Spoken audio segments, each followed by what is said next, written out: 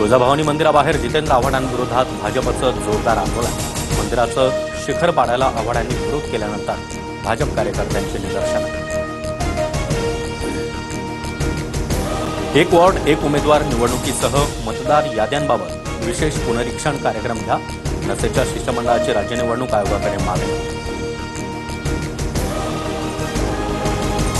राज ठाकरे सध्या तरी आमच्या आघाडीत नाहीत, मात्र दोन भाऊ एकत्र येत असतील तर आम्हाला अडचण काही.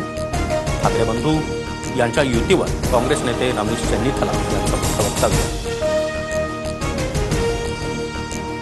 आमदारांना 10 महिन्यांपासून निधी नाही, राज्य सरकार अडचणीतून चाललंय. शिंदेचे आमदार संजय गायकवाडांची जाहीर कबुली.